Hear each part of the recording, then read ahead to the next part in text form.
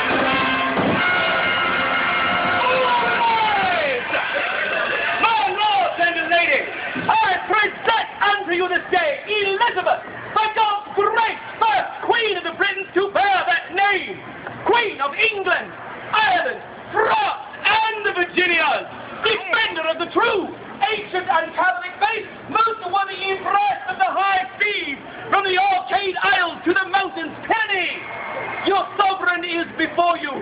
God save the Queen! God save the Queen!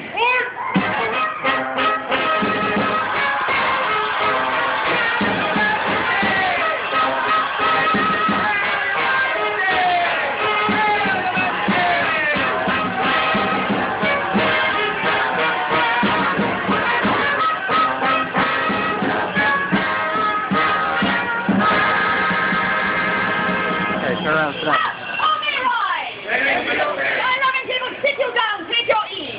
Surely so loud and lusty a people as we English are can be louder still. I say again, God save the Queen! God save the Queen! Long may she reign! Long may she reign! Long may she reign! Long may she reign!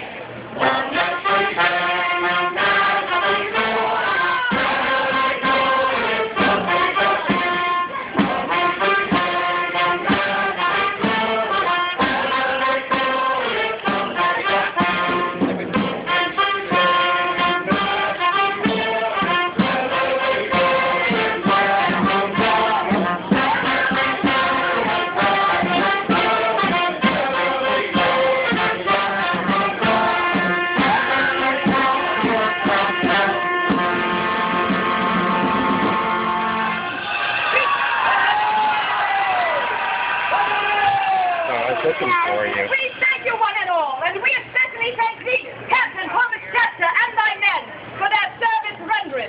And we dismiss you all now with the thanks of an obliged sovereign and a grateful nation. Every three cheers for our friend and bond. Hip hip!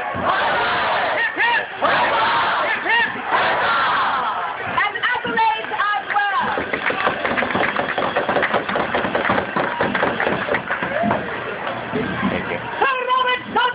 The Earl of Leicester.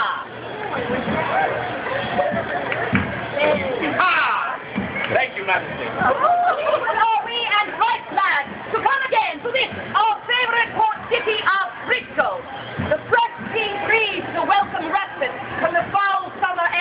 London.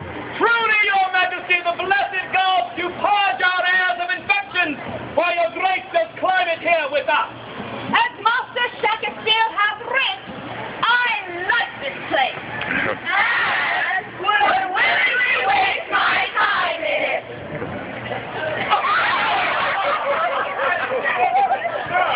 And it will please us to inspect our fleet that lies at anchor in Bristol harbour. Your Majesty is most wise in this, for I fear that the time is fast approaching, wherein all of England will look to our navy to defend us against the might of King Philip of Spain. Yet we must take care to defend only, and not to provoke. Our sea dogs who harass King Philip's treasure fleet endanger our friendship with Spain. I fear Your Majesty values too much something that does not exist. Captain Sir Martin Frobisher returns to port this day with news of a great Spanish fleet lying at anchor near Cadiz. He would bring you intelligence of this in person. We will see Captain Frobisher and call him forth. Presenting Captain Martin Frobisher, Captain of the Gabriel!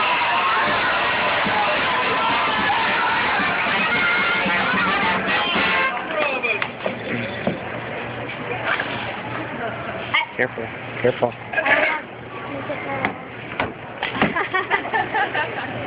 Rise, Captain, and give us news of thy latest voyage and this phantom Spanish fleet.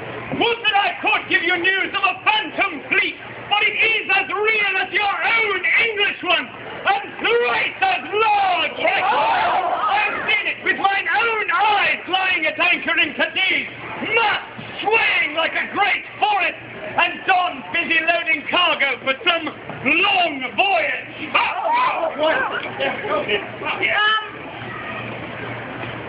We must wonder, Captain Frobisher, how is it that thou camest to find thyself so close to Cadiz? We understood thy ventures to be in search of a northwest passage to Cathay.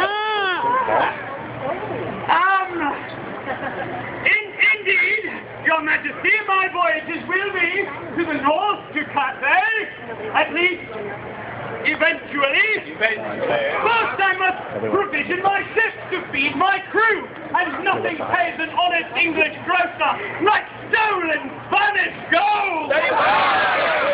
So I took the Madrid and yours lying at anchor, and I emptied her Spanish gold, bound to pay for Philip's fleet at Cadiz. I have delayed the Spanish invasion of England!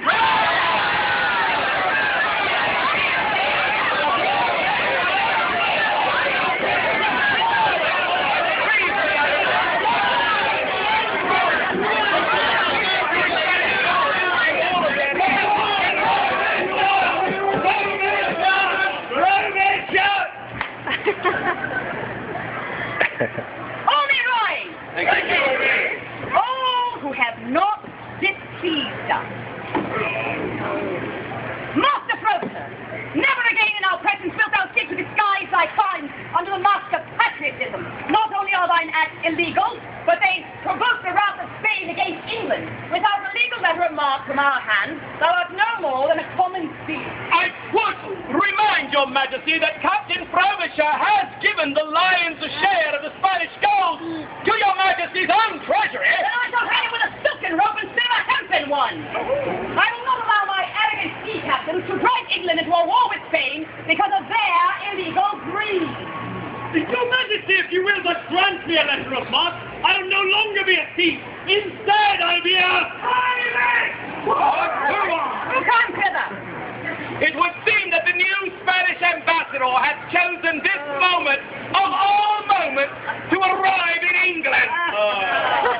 His arrival here now is as welcome as Martin Luther's was at the Vatican. I suppose we must receive him. Let him enter. Ah, Frobisher, go over there. Stay out of trouble. Presenting His Excellency Don Claudius Speed de Fire, ambassador from the court of Spain.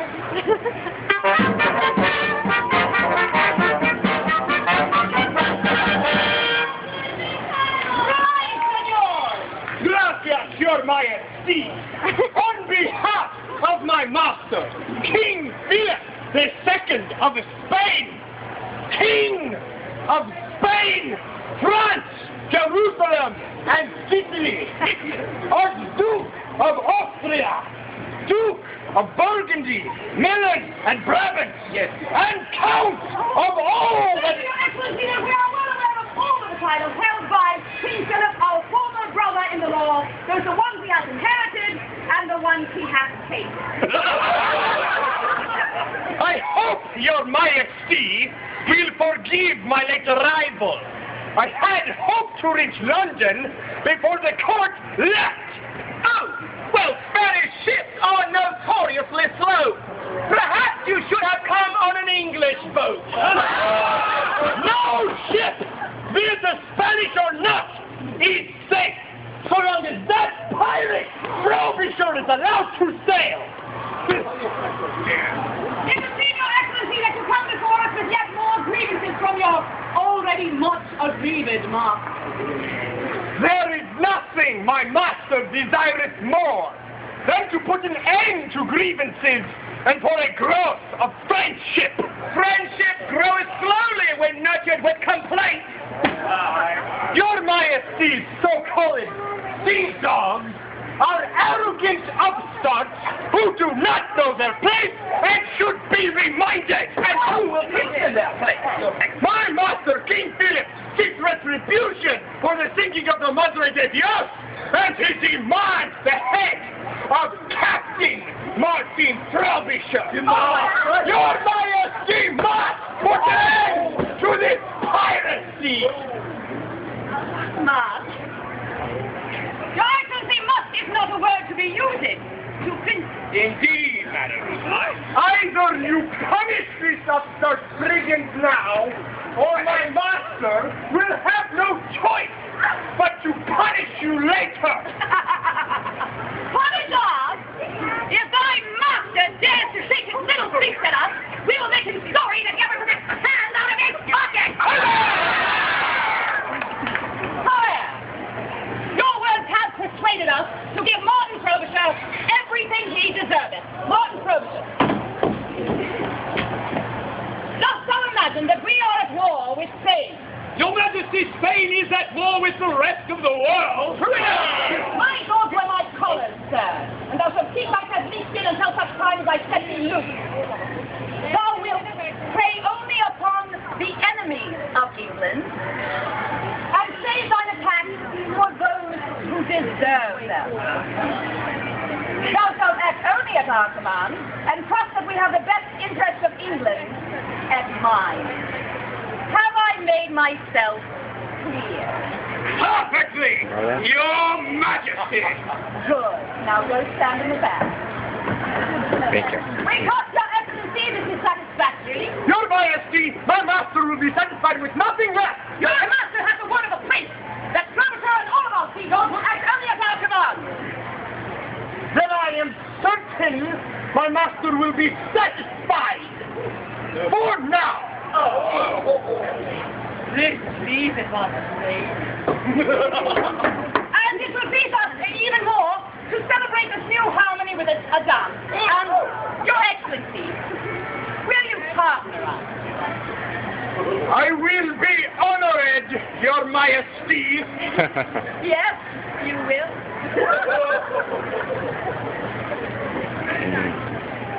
We will have others join us. My Lord Lecter uses his sound.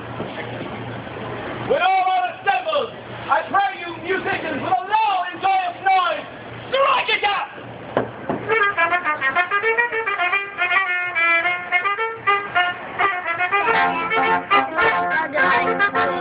You can't mind the switch.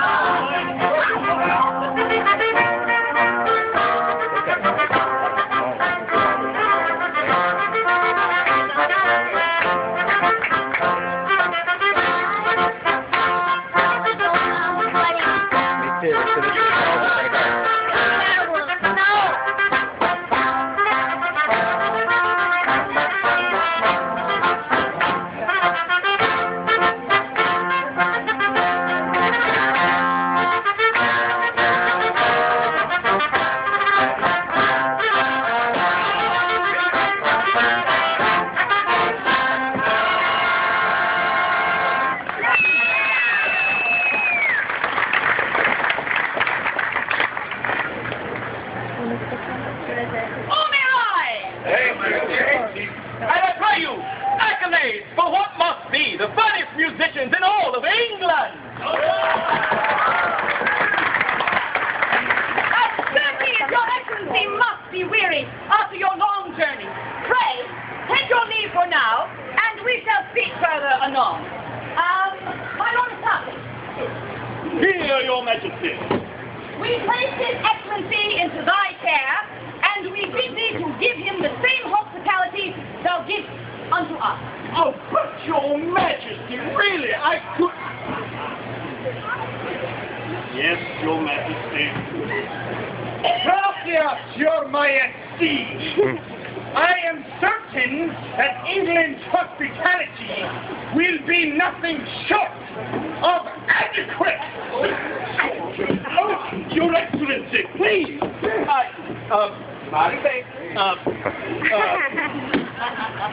Your majesty. Your excellency, wait. Promise me for gone. Almost. Yes. People eat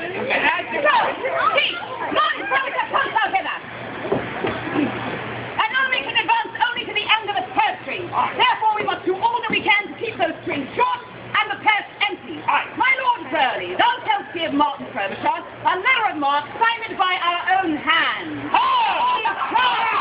To harass the King of Spain's ships and halt the building of his armada. Unto your train!